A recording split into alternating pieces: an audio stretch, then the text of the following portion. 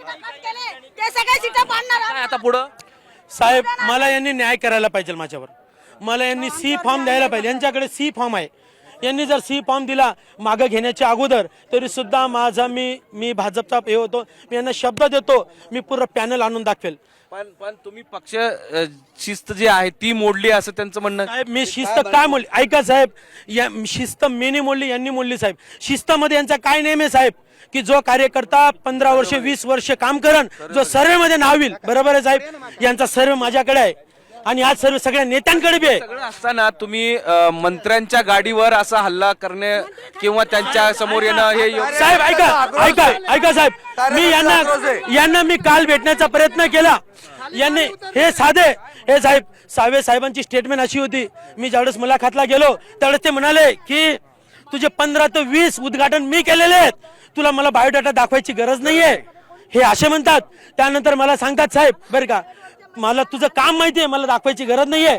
त्यानंतर सर्वे मध्ये नाव यांनी सर्वे आणावं. त्यानंतर साहेब यांनी यांचा पीए 3% त्याला 3% सुद्धा त्याला सर्वे मध्ये नाव नाही साहेब. त्याला तिकीट दिलं आणि डॉक्टर साहेबांनी यांचा नातेवाईक आहे तिथं पाले म्हणून त्या नातेवाईकाला त्यांनी तिकीट दिलं साहेब.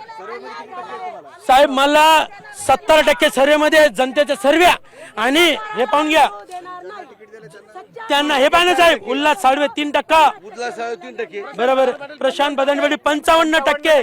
साहेब यांना म्हणावं हा सर्वे जर खोटा असेल मी जीवनभर हे पहा साहेब सागर पाले 10%.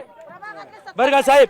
आणखी सांगतो साहेब तुम्हाला हे बा साहेब हे ड गटामधून जर मी मागितले बदानी पाटील 42%, उल्हास साळवे 4%.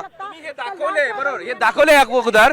पण आता या सगळ्या तुमच्या भूमिकेनंतर काय आता पुढं? साहेब मला यांनी दाखवलं तुम्ही. साहेब जर ही भारतीय जनता पार्टी आहे ही जनतेची पार्टी आहे असं मोदी साहेबांचं म्हणणं आहे. असं देवेंद्रजी फडणवीस साहेबांचं म्हणणं आहे.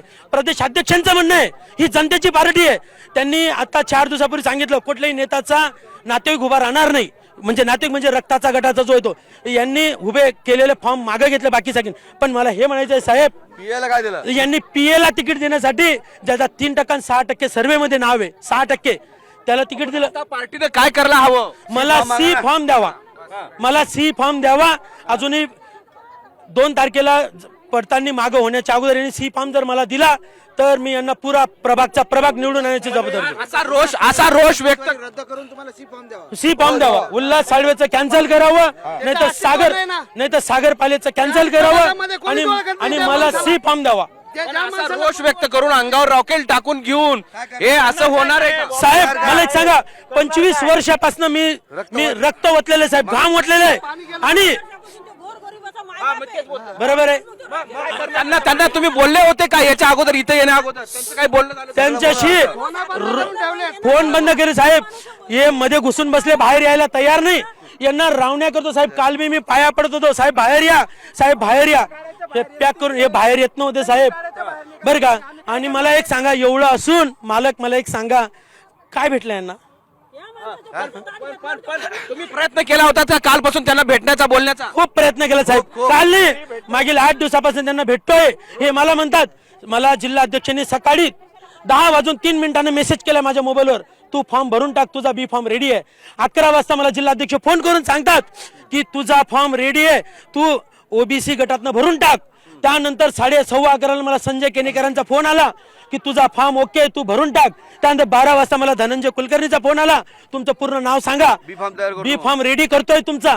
त्यानंतर 12:30-1 पर्यंत त्यांनी मला खेळवत सोडलं साहेब. 2 वाजता साहेब मी यांच्या रावण्या करतो साहेब यांनी फोन बंद केले.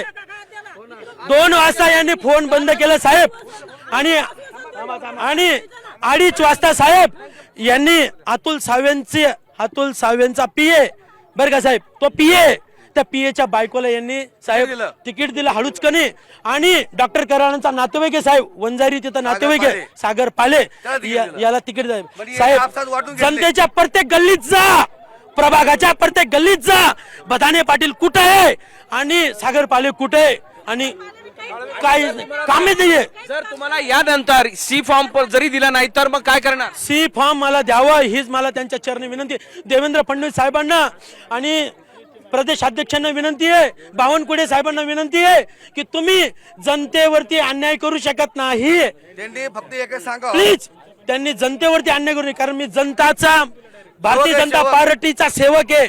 जनता पार्टीचा मी साहेब शिपाई आहे आणि त्या शिपाई म्हणून मी मागील 25 वर्षापासून कार्य करतोय.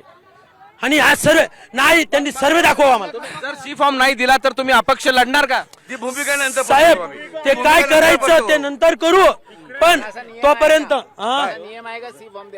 साहेब नियम आहे. वडिलांची ही भूमिका आहे. ते पुढे काय करायचं ठरवूयात, पण पक्षाने अन्याय केला आहे आणि त्यांच्या नातेवाईकांना पीएला तिकीट दिलेत असं त्यांचं आहे. आता इकडे महिला पण आहेत. तुम्ही कुठून आले? त्यांच्या सोबतच आलेलो आहे. सोबत आले हो. त्यांचे समर्थक आहेत. हो. मग एक आम्ही त्यांना काजू बदाम खाऊ घातलेले आहेत. ते आमच्याच घरी खाऊन आमच्याच ताटात आम्हालाच माशासारखं फेकून उचलून दिलं, टाकून दिलं. हा आमच्यावर अन्याय झालेला आहे आणि याच्यानंतर भाजप पक्षावर कोणीही विश्वास ठेवणार नाहीये. हा अन्याय केलेला आहे आमच्यावर, खूप मोठा अन्याय झालेला आहे आमच्यावर. करून मार्गदर्शन पण केलं नाही त्यांनी. आम्ही काय भांडण तंटा करायला इथं आलेलं नव्हते. आमचे दादा शांत बसले होते. करायचं होतं, आमचे दादा काहीतरी शांत बोलायचं बसले होतं होते, त्यांनी. पण कोणाचाही फोन एवढं नाही. आशाला सगळ्यांनी लावून फोन पाणी बंद करून पाजलं. ठेवले. हा? फोन बंद करून ठेवले आणि 2:30 वाजेपर्यंत सांगितलं तिकीट तुमचं आहे दादा, तिकीट तुमचं आहे दादा. हा आणि वेळेवर सांगितलं. वेळेवर जेव्हा आम्हाला कळालं की समोरचा माणूस फॉर्म भरतोय, अरे कडे आपलं काहीतरी राजकारण झालं म्हणून आता पटकन कार्यालयावर आले तर सगळेजण इथं कुलूप लावून पळून गेले सगळे. आणि फक्त केनेकर सरांनी सांगितलं की प्रशांत मी तुझ्यासाठी खूप लढलो पण ऐकलं नाहीये. ह्यांनी